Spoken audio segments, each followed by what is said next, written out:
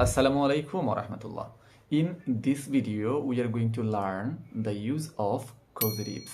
আমরা আজকের এই ভিডিওতে causeribs-এর ব্যবহার শিখব ইনশাআল্লাহ। causeribs হচ্ছে নিজে কাজ না করে নিজের কাজ অন্য কাউকে দিয়ে করিয়ে নেওয়া। আমরা কিছু উদাহরণ দেখি, দেখলে আশা করা যায় আমাদের কনসেপ্ট বা ধারণাটা ক্লিয়ার হবে। আমি তাকে দিয়ে কাজ করাই। I make him do the work. আমি তাকে দিয়ে কাজ করিয়েছিলাম। I made him do the work.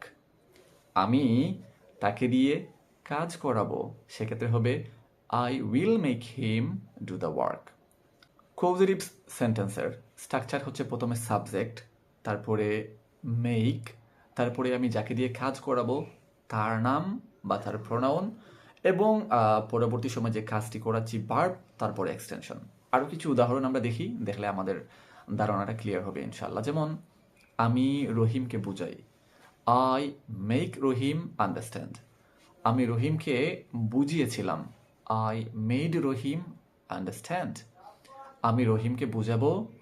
I will make Rahim understand. আমি আরও কিছু উদাহরণ আপনাদের উদ্দেশ্যে উপস্থাপন করছি।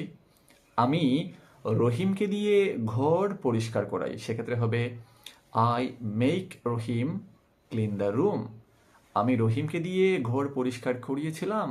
I made Rahim clean the room. আমি রহিমকে দিয়ে ঘর পরিষ্কার করাবো, সেক্ষেত্রে হবে I will make Rahim clean the room.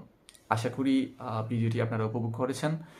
এরকম নিত্য নতুন ভিডিও পেতে হলে আমাদের পেজ ফলো করে এবং পেজে লাইক এবং কমেন্ট করে আমাদের সাথে থাকতে হবে।